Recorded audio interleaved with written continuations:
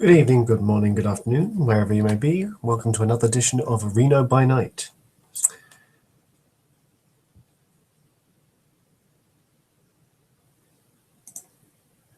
The scene is set within a darkened room. The faint sound of music can be heard overhead. The room is adorned with silk drapes, large pillows, and other items that speak of comfort and extravagance. A large, ornate wardrobe towers in one corner, filled to bursting with apparel that would put a modern diva to shame. An intricate dressing table, fitted with a polished silver mirror, was festooned with an assortment of paints, creams, rubs, scents, and a whole myriad of feminine alchemy piled precariously on whatever surface it could cling to. And finally, in the center of them all, a round satin-covered bed, whose feathers, stuffed pillows, and thick, sprawling mattress were littered with discarded outfits and accessories, arranged in a style of a nuclear fashion missile hitting a Victoria's Secret's cocktail party. In short, the aftermath of a toreador going out for the evening. Sitting in one corner of this maelstrom, doing his best impression of a clothes rack, is John Stanhope. Placed with care in his wheelchair, wrapped in blankets, the figure sits unmoving.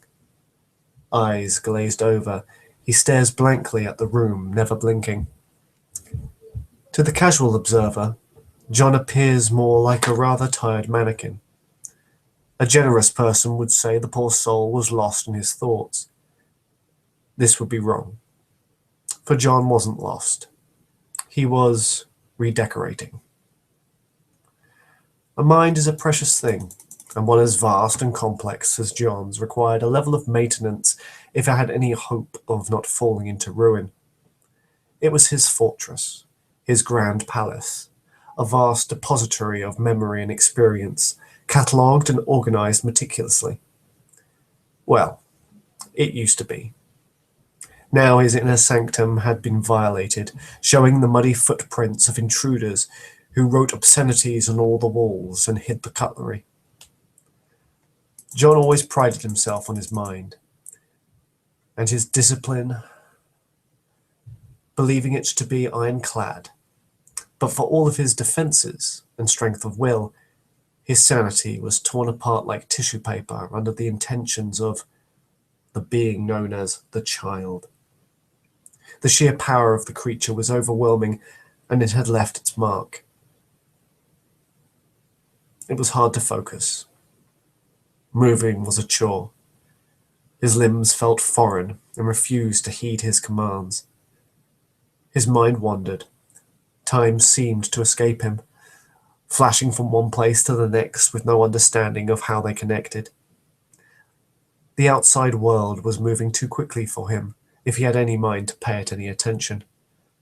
But the truth was he was finding it hard to give it any thought at all. It all seemed so tedious. The constant repetition of events and the futility of unlife was a train around his soul, dragging him further into the depths of his mind, into the ever-waiting blackness of sleep. A small sigh escapes his lips. Ah, sleep. Oh, how he wished to plumb those warm depths to oblivion, to be wrapped in the gentle caress of torpor, to be free of remembering. A pain bubbled from deep within his subconscious. A locked door within his mind palace banged and bowed, screaming to be opened. John could hear a faint laughter, like the tinkling of a bell, then the sudden crack of vertebrae. He pushed the thought away, barred the door, and continued. He longed to forget. Something he had never truly been able to do, even while living.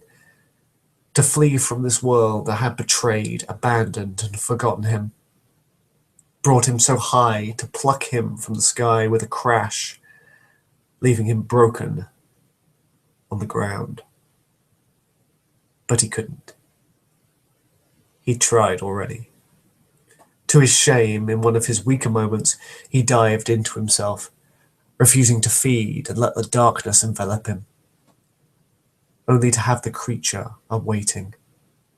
Like a virus, the echoes of the Elder still clung to his psyche, infecting his memories with the harrowing nightmare phantoms it sent to control and destroy him.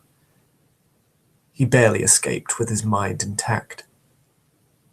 It took many months before he could venture back, and so it has led to his current state. A ghost of his former self, trapped within his own body, fighting a desperate cat-and-mouse game with his inner demons. A desperate gamble where the stakes couldn't be higher. The state of his soul. John moved into another section of his memory, analysed its contents, checking for inconsistencies, scanned it for malevolent presence. It was a pleasant memory. One of his old office, still under the employ of Mr. Williams. A conversation with his old comrade. He remembers a slap. The pain stings his face in phantom memory. The two had barked and then waxed poetic, plotted and schemed together. He remembers feeling the elation of triumph, the stirring of his beast, and the games that constantly played on his mind during those early days.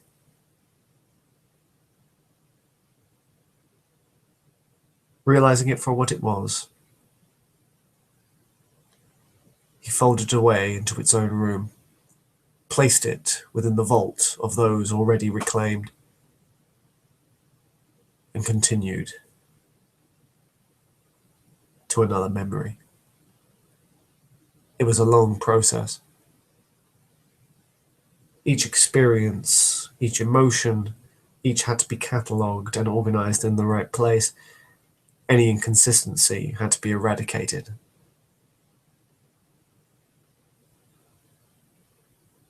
In the last 5 years, he has barely scratched the surface of his already astounding memory.